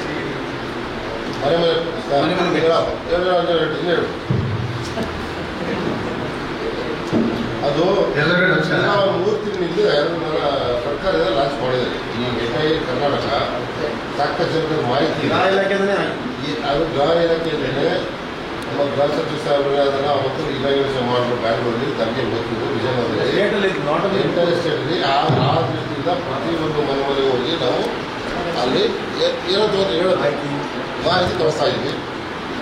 ಕರ್ನಾಟಕ ರಾಜ್ಯ ಸರ್ಕಾರ ಮತ್ತು ಕರ್ನಾಟಕ ಗೃಹ ಸಚಿವಾಲಯ ಮಾಡಿರುವಂಥ ಉತ್ತಮವಾಗಿರುವಂಥ ಒಂದು ಕಾರ್ಯಕ್ರಮ. ಮೊದಲು ಮನೆ ಭೇಟಿ ಪೊಲೀಸ್ ಇರಲಿಲ್ಲ. ಮೊದಲು ಇದ್ದಿದ್ದು ಬೀಟ್ ಪೊಲೀಸ್ ಇತ್ತು. ಒಂದಷ್ಟು ಏರಿಯಾ ಅಂತ ಮಾಡಿ ಆ ಬೀಟ್ ಸಭೆ ಅಲ್ಲಲ್ಲಿ ಜನರನ್ನೆಲ್ಲ ಕರೆದು ಬೀಟ್ ಸಭೆಗಳನ್ನು ಮಾಡಿ ನಿಮ್ದು ಏನು ಸಮಸ್ಯೆಗಳು ಅಂತ ಕೇಳ್ತಾರೆ. ಹಾಗಾಗಿ ಇದು ಮನೆಗೂ ಪ್ರತಿ ಮನೆಗೆ ಪೊಲೀಸ್ ವಿಸಿಟ್ ಮಾಡಿ ನಿಮ್ಮ ಸಮಸ್ಯೆಗಳೇನು, ನಿಮಗೆ ಯಾವ ಥರ ಸಮಸ್ಯೆ ಇದೆ ಅಥವಾ ಬೇರೆ ನಿಮ್ದು ಏನಾದರೂ ಬೇರೆ ಅಲ್ಲಿ ನಿಮ್ಮ ಮನೆಗೆ ಸಂಬಂಧಪಟ್ಟಿರೋಂಥ ಸಮಸ್ಯೆ ಇದೆಯಾ ಅಥವಾ ಬೇರೆ ನಿಮ್ಗೆ ಏನಾದರೂ ದೌರ್ಜನ್ಯ ಆಗ್ತಾ ಇದೆಯಾ ಅಥವಾ ನಿಮ್ಮ ಮನೆಗೆ ಯಾರಾದರೂ ಆಕಸ್ಮಿಕವಾಗಿ ತಿರುಗ್ತಾ ಇದ್ದಾರಾ, ಈ ಥರ ಏನು ಮಾಹಿತಿ ತಗೊಂಡು ಅದನ್ನ ಸಮಸ್ಯೆಗಳಿದ್ದ ಬಗೆಹರಿಸಕ್ಕೆ ನಮಗೆ ಮಾಹಿತಿ ಕೊಡ್ತಾರೆ.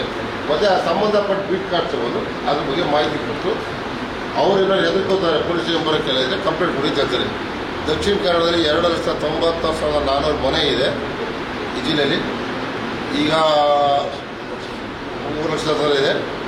ಅದನ್ನು ಎಲ್ಲ ಕಡೆ ಮಾಡ್ತಾ ಇದ್ದೀವಿ. ನಮ್ಮನ್ನು ಈಗ ನಮ್ಮಗಳು ದಿನನಿತ್ಯ ಅದಕ್ಕೆ ಆದ್ಯತೆ ಕೊಡ್ತಾ ಇದ್ದೀವಿ.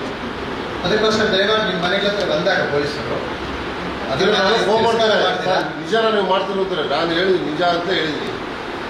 ಈಗ ಬೇರೆ ಥರ ಯಾವುದೇ ಕೆಟ್ಟ ದೃಷ್ಟಿ ಇಲ್ಲ, ಒಳ್ಳೆ ಜನರಿಗೆ ಒಳ್ಳೆಯದೇನೋ ಅಷ್ಟೇ. ನಿಮ್ಮ ವೈಯಕ್ತಿಕ ಮಾಹಿತಿಗಳನ್ನು ಹೊರತುಪಡಿಸಿ ಆ ಪೊಲೀಸ್ ಕೇಳುವಂಥ ಕೆಲವೊಂದು ಅಗತ್ಯವಾಗಿರುವಂಥ ಮಾಹಿತಿಗಳನ್ನು ಕೊಟ್ಟು ಸಹಕರಿಸಿ. ಪೊಲೀಸ್ ಯಾವತ್ತಿಗೂ ಸಹ ನಿಮ್ಮ ಒಟ್ಟಿಗಿದೆ.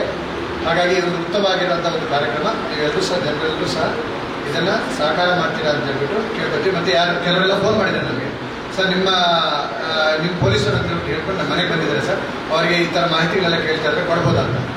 ಮಾಹಿತಿಗಳು ಅಂತಂದರೆ ನಿಮ್ಮ ಪರ್ಸ್ನಲ್ ಮಾಹಿತಿಗಳು ಬಿಟ್ಟು ನಿಮ್ಮ ಹೆಸರೇನು ಅಥವಾ ನಿಮ್ಮ ಮನೆಯವ್ರ ಫೋನ್ ನಂಬರು, ಎಷ್ಟು ಜನ ಇದ್ದೀರಿ, ನಿಮ್ಗೆ ಬೇರೆ ಏನು ಸಮಸ್ಯೆ ಇದೆ, ಈ ಥರ ಕೇಳಿದಾಗ ದಯವಿಟ್ಟು ಅದರದ್ದೆಲ್ಲ ಸಹ ನೀವು ಅದನ್ನು ಹೇಳಿ ಕೊಡಬೇಕು. ಮತ್ತು ಆ ಒಂದು ಕಾರ್ಯಕ್ರಮನ ಚೆನ್ನಾಗಿ ಯಶಸ್ವಿ ಮಾಡಿಕೊಡ್ಬೇಕು ಅಂತ ತಮ್ಮಲ್ಲಿ ಕೇಳಿ.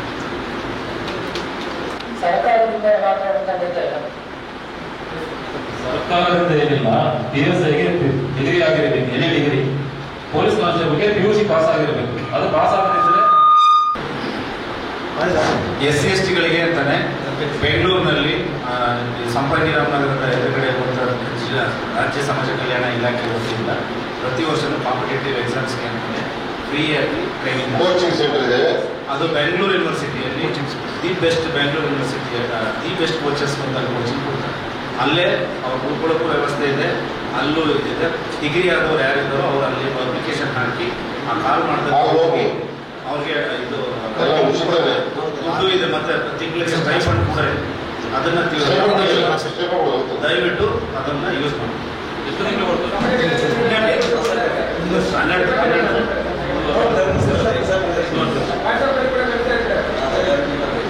ಸರ್, ಕಾನ್ಸ್ಟೇಬಲ್ ಆದ್ರೆ 3 ತಿಂಗಳು, ಬ್ಯಾಂಕಿಂಗ್ ಆದರೆ 6 ತಿಂಗಳು, ಮತ್ತು KAS IAS ಓದ್ತಿದ್ರೆ ನಿಮಗೆ 1 ವರ್ಷ ಇರುತ್ತೆ. ನೀವು ಎಲ್ಲಿ ಬೇಕಾದ್ರೂ ಹೋಗ್ಬೋದು. ಬೆಳಗಾವಿ, ಧಾರವಾಡ, ಬೆಂಗಳೂರು, ಹೈದರಾಬಾದು ಮತ್ತು ಡೆಲ್ಲಿ. ಎಷ್ಟೇ ಫೀಸ್ ಇದ್ರು, ಡೆಲ್ಲಿಗೆ ನೀವು IAS ಕೋಚಿಂಗ್ ಏನಾದ್ರು ಎಕ್ಸಾಮ್ ಬರೆದು ಪಾಸ್ ಆಗಿ ಹೋದ್ರೆ ವರ್ಷಕ್ಕೆ 4 ಲಕ್ಷ ರೂಪಾಯಿ ಫೀಸ್ ಇರುತ್ತೆ. 4 ಲಕ್ಷ ರೂಪಾಯಿ ಫೀಸ್ನ ಅವರೇ ಕಟ್ತಾರೆ. ಮತ್ತು ತಿಂಗಳಿಗೆ ನಿಮಗೆ 12,000, ಡೆಲ್ಲಿಲಿದ್ರೆ 12,000 ಕೊಡ್ತಾರೆ, ಬೆಂಗಳೂರಲ್ಲಿದ್ದರೆ ಹೈದರಾಬಾದಲ್ಲಿದ್ದರೆ 10,000 ಕೊಡ್ತಾರೆ, ಬೆಂಗಳೂರಲ್ಲಿ 8,000, ಧಾರವಾಡದಲ್ಲಿ 6,000. ನಿಮಗೆ 12 ತಿಂಗಳವರೆಗೂ ನಿಮಗೆ ಫ್ರೀಯಾಗಿ ಕೋಚಿಂಗ್ ಅವರೇ ಕೊಡ್ತಾರೆ, ಮತ್ತು ಫೀಸು ಅವರೇ ಕಟ್ತಾರೆ. ಪ್ರತಿ ತಿಂಗಳು ಸ್ಟೈಫಂಡು ಅವರೇ ಕಟ್ತಾರೆ. ಪ್ರತಿ ಆಗಸ್ಟ್ ಮತ್ತು ಜುಲೈ ಆಗಸ್ಟ್ ತಿಂಗಳಲ್ಲಿ ಪ್ರತಿ ವರ್ಷಕ್ಕೆ ಒಂದ್ಸಲ ಎಕ್ಸಾಮ್, ಎಂಟ್ರೆನ್ಸ್ ಎಕ್ಸಾಮ್ ಕರೀತಾರೆ. ಅದು ಪೇಪರ್ಲೆಲ್ಲ ನೋಟಿಫಿಕೇಶನ್ ಬಿಡ್ತಾರೆ. ಅದನ್ನು ತೊಗೊಂಡು ನೀವು ಅರ್ಜಿ ಹಾಕಬೇಕು. ಅರ್ಜಿಯಾಗಿ ಒಂದು ಎಕ್ಸಾಮ್ ಇರುತ್ತೆ. ಎಕ್ಸಾಮ್ ಪಾಸ್ ಮಾಡಿ ನಿಮ್ಮ ಸ್ಕೋರ್ ಚೆನ್ನಾಗಾದ್ರೆ ನೀವು ಎಲ್ಲಿ ಬೇಡ್ತೀರ, ನೀವು ಧಾರವಾಡ, ಬೆಳಗಾವಿ, ಹೈದರಾಬಾದ್, ಬೆಂಗಳೂರು ಮತ್ತು ಡೆಲ್ಲಿ ಎಲ್ಲಿ ಬೇಕಾದ್ರೆ ನೀವು 1 ವರ್ಷದ ಮಟ್ಟಿಗೆ ಕೋಚಿಂಗ್ ಅನ್ನು ಪಡೆದುಕೊಳ್ಬಹುದು.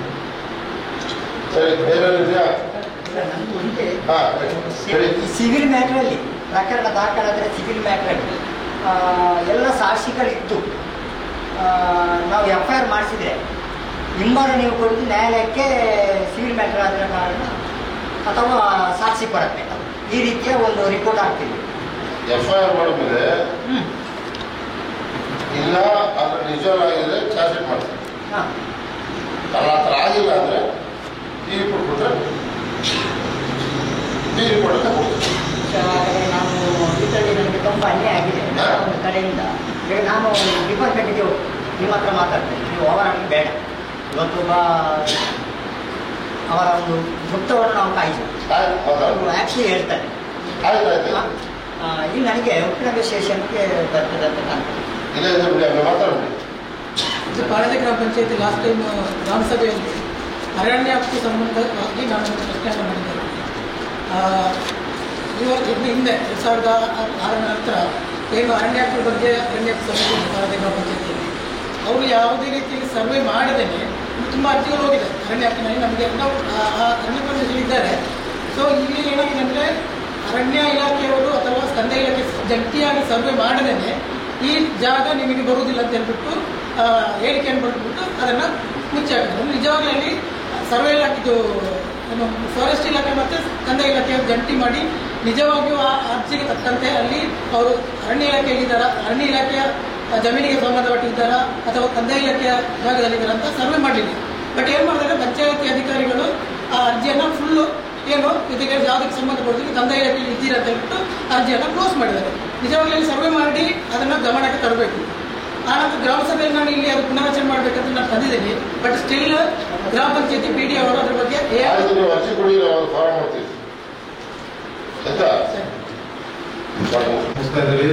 ಮಾಡ್ತಿದೆಯಾ ಹೇಳಿ ಮುಗಿಸ್ಬೋದಲ್ಲ.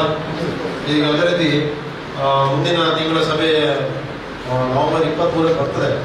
ನಿಮಗೆ 2-3 ದಿವಸ ತಿಳಿಸ್ತೀವಿ. ಅದ್ರ ನಮ್ಮದು ಗೊತ್ತಿದೆ ನಿಮಗೆ ಎಮರ್ಜೆನ್ಸಿ ಡ್ಯೂಟಿ ನಾಳೆ ಅದರ ಮಿನಿಸ್ಟರ್ ಆಗಿ ನಾಳೆ ಬರ್ತಿದ್ದಾರೆ ನಮ್ಗೆ ತಿಳಿಸ್ತೀವಿ. ಅದಕ್ಕೆ ಬರಬೇಕು ಕ್ಯಾನ್ಸಲ್ ಅಂತ ತಿಳಿಸ್ತೀವಿ.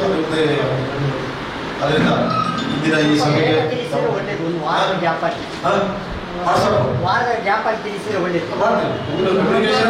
ಕಮ್ಯುನಿಕೇಶನ್ ಮಾಡಿದ್ರೆ ನಾವು ಯಾವುದು ಮಾಡೋದು ಹುಡುಗಿ ನಿಮಗೆ ನೋಡಬೇಕು.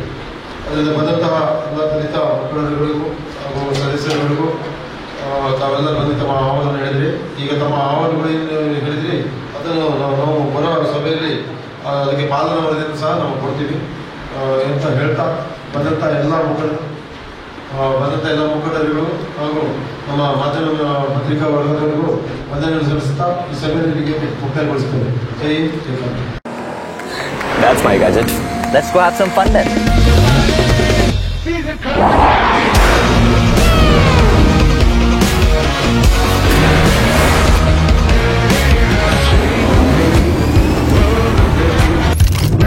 Stage. Introducing the hot and techy Brezza SCNG. Cool new SCNG tech for a cool new generation. ಸುದ್ದಿ ಚಾನಲ್ ಕ್ಷಣ ಕ್ಷಣದ ಸುದ್ದಿಗಾಗಿ